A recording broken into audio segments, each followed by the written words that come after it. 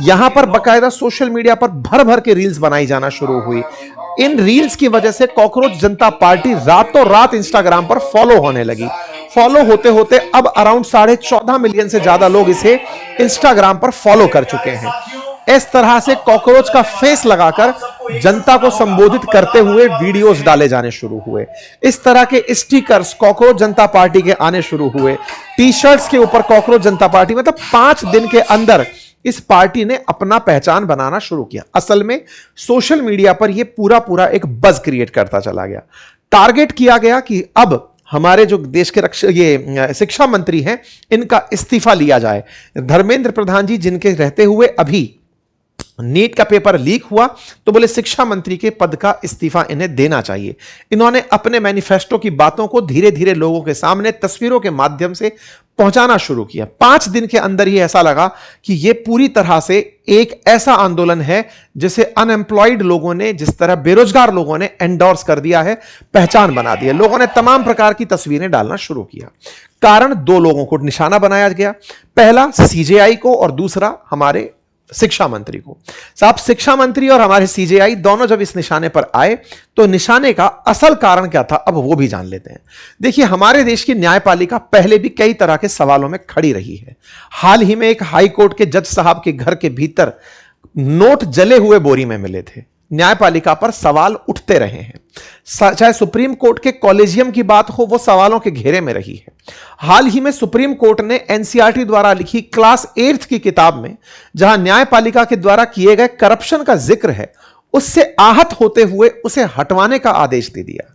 Supreme court ने कहा कि एनसीईआरटी की क्लास 8th की किताब में सुप्रीम कोर्ट के अंदर करप्शन होता है, इसे, या फिर जुडिशरी में करप्शन होता है, इस शब्द को ना रखें। मतलब हमारी न्यायपालिका उसमें हो रहे भ्रष्टाचार का जिक्र भी नहीं चाहती।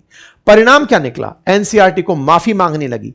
एनसीईआरटी ने माफी मांग करके बकायदा जो कोर्ट के अंदर, मतलब इस बात का हलफनामा दिया कि करप्शन इन जुडिशियरी, हमने टाइटल हटा दिया है। मतलब न्यायपालिका अपने ऊपर उठते हुए सवालों से इतनी आहत होती है कि अगर कोई करप्शन का शब्द दे दे कि ये करप्ट हैं, जो मतलब एक तो जज के घर में पैसे मिल रहे हैं, उसके बाद आप करप्ट कह दे रहे हैं, तो ये बात आप किताब में नहीं लिखेंगे। एनसीईआरटी ने बकायदा अपॉलॉजी लिखी, पब्लिक अपॉलॉजी लिखी कि माफी चाहते हैं जनता, हमने गलती से ये चीज लिख दी थी। सोचकर देखिए। अभी एक और सोशल मीडिया की खबर चल रही है, यूट्यूबर ने, किसी ने जुडिशियरी को तानाशाही और मनमर्जी वाली जुडिशियरी कह दिया था, उसको 6 साल की दिल्ली हाईकोर्ट ने सजा सुना दी। मतलब हमारी न्यायपालिका शब्द नहीं सुन सकती, उसकी अवमानना हो जाती है। जहां तक बात हो हमारे शिक्षा मंत्री की, शिक्षा मंत्री के ऊपर सबसे ज्यादा सवाल इसलिए क्योंकि इनके रहते हुए इस तरह की जो हरकतें हुई पेपर लीक होने की 2025-26 के अंदर, 2024, 25, 26, जिस तरह से पेपर नीट का हर साल प्रभावित हुआ, 25 के अंदर जिस तरह से पेपर टफ करके उसको बचाया गया, ये सब चीजें लोगों के बीच में चर्चा का विषय बना। इसीलिए तत्काल प्रभाव से इनके ऊपर लोगों ने अपना गुस्सा निकालना शुरू किया। अब सवाल आगे बढ़ना शुरू यह हुआ कि इन्हें समर्थन किसका मिला, क्योंकि केवल अनएम्प्लॉयड लोग थे या कुछ और लोग भी थे। साहब, जैसे कीर्ति आजाद जी आकर के इससे जुड़े, महुआ मोइत्रा ने भी अपना समर्थन इसको दिया। इसी प्रकार से साहब ममता बनर्जी बोल रहा, महुआ मोइत्रा ने इनको अपना समर्थन दिया। अखिलेश यादव जी ने कहा कि इस बार तो बीजेपी बनाम सीजेपी होगा, यानी कॉकरोच जनता पार्टी होगा। यानी कि इस बात को, यानी कॉकरोच जनता पार्टी को इस तरह से लिया जाना शुरू हुआ कि ये यूथ ने अपना एग्रेशन दिखाने के लिए एक पार्टी बना ली है। हर जगह पर अभिजीत दीप के जो हैं वो अपना रिप्लाई दिए जा रहे थे। धीरे धीरे इन्होंने बताया कि अब तो ये पूरी तरह से बीजेपी को पीछे छोड़ते हुए निकल गई है। कॉकरोच जनता पार्टी के अभिजीत दीप के कौन हैं, अब थोड़ा सा इनके बारे में भी जान लेते हैं। जितना मैंने आपको इनके अध्ययन और अध्यापन जानकारी के बारे में बताया, अब इसके पीछे की जो और कहानी है उसको भी थोड़ा जान लेते हैं। कहानी यह है कि सोशल मीडिया कैंपेनिंग में अभिजीत दीप के बहुत पहले से सक्रिय व्यक्ति रहे हैं। क्या रहे हैं? अभिजीत दीप के आपके नेशनल सोशल मीडिया कोऑर्डिनेटर रहे हैं। आम आदमी पार्टी में आपने 2018 से डायरेक्टर ऑफ कम्युनिकेशन का काम संभाला हुआ है। कम्युनिकेशन फेलो के रूप में चीफ मिनिस्टर ऑफिस में 2019 से लेकर 21 तक काम किया हुआ है। कम्युनिकेशन एडवाइजर के रूप में आप 2021 से 24 तक गवर्नमेंट ऑफ दिल्ली के अंदर काम कर चुके हैं। यानी कि ये सोशल मीडिया के बड़ा काम नेटवर्क संभालने वाले व्यक्ति आम आदमी पार्टी के लिए ऑलरेडी काम करने वाले रहे हैं। सोशल मीडिया पर इनकी जो पहचान है वो अरविंद केजरीवाल के सोशल मीडिया वॉलेंटियर के रूप में, जिस तरह से विधानसभा चुनावों में कैंपेनिंग हो, सोशल मीडिया के जितने भी कैंपेन हैं उनको आयोजित करने में रही है। बोले इससे क्या फर्क पड़ता है? काम है एक व्यक्ति ने आम आदमी पार्टी के लिए किया। फर्क तब पड़ता है जब इनकी पॉलिटिकल इंक्लिनेशन और आम आदमी पार्टी के सुप्रीमो अरविंद केजरीवाल जी का अनाउंसमेंट अलाइन होता हुआ दिखाई देता है। वो कैसे? अभिजीत दीपके के द्वारा कुछ दिनों पहले ही अरविंद केजरीवाल जी के बारे में टिप्पणियां या फिर जानकारियां साझा करती हुई तस्वीरें बाहर निकलकर आई थी। हुआ यह कि जब अभिजीत दीपके के बारे में और डिटेल से जानकारी जुटाना जाना शुरू हुआ तो समझ में आने लगा कि यह व्यक्ति खुद बेरोजगारों का नेतृत्व तो कर रहा है, लेकिन नेतृत्व के नाम पर इसका पॉलिटिकल इंक्लिनेशन किसी एक पार्टी के एजेंडा के साथ जुड़ रहा है। और वो कैसे? अरविंद केजरीवाल जी के द्वारा थोड़े दिन पहले लगभग 13 मई को ही देश के जैन जी को आह्वान दिया गया था। जैन जी को आह्वान यह था कि क्या हमारे देश का जैन जी नेपाल और बांग्लादेश की तरह बाहर आकर के हमारे मिनिस्टर्स को जेल नहीं भिजवा सकता? क्या जैन जी बाहर आना नहीं चाहता? जैन जी के नाम पर इन्होंने 13 मई को एक प्रेस कॉन्फ्रेंस की थी। 15 मई के दिन पार्टी बनकर आ जाती है। संयोग यह था कि इस बार सीजेआई ने अपने नाम के आगे कॉकरोच लिखवा लिया, मतलब सीजेआई के द्वारा दिया गया कॉकरोच शब्द सुर्खियों में आ गया। अन्यथा यह पटकथा पहले ही लिखी जा चुकी थी, इस तरह कुछ मीडिया के जानकारों का कहना है। खैर जो भी है, अगर कॉकरोच शब्द नहीं यूज होता तो कोई और अच्छा शब्द यहां आता, लेकिन कुल मिलाकर कॉकरोच जनता पार्टी को आम आदमी पार्टी के द्वारा सोशल मीडिया के थ्रू एंडोर्स करने के कारण ज्यादा सुर्खियों में रखा जा रहा है। खैर कोई बात नहीं।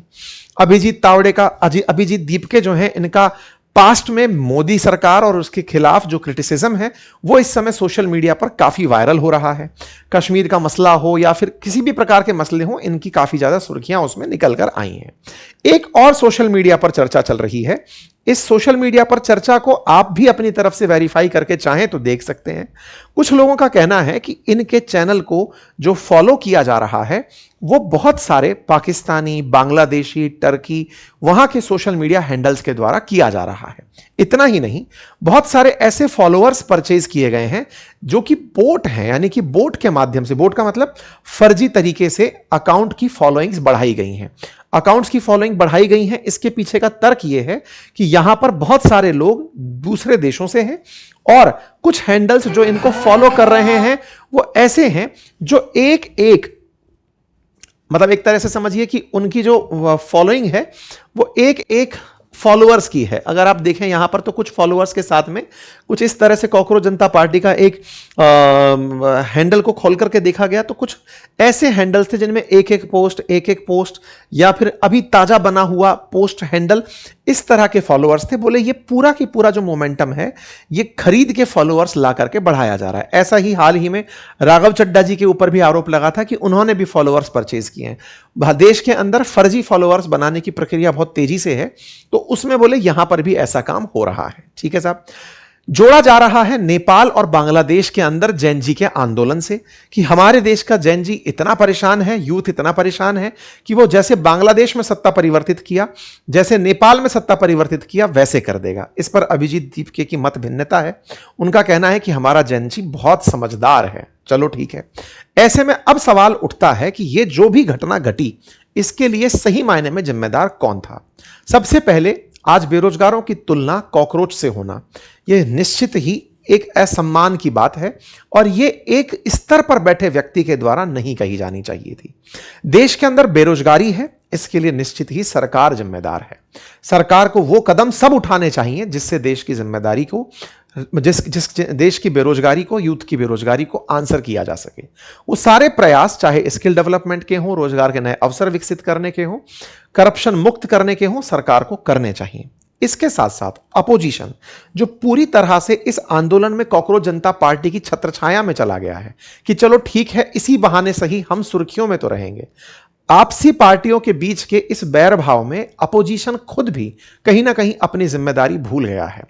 इंडिया अलायंस के नाम से बना गठबंधन, जिसने पूरी तरह से एनडीए सरकार को चैलेंज देने के लिए लोकसभा में एक होने का निर्णय लिया था, वो अपने अपने मौके पड़ने पर बाहर होता चला गया। फिर चाहे आम आदमी पार्टी का बाहर होना हो, फिर चाहे टीएमसी का बंगाल में बाहर होना हो, और अब कांग्रेस और डीएमके के बीच में आई हुई रार हो।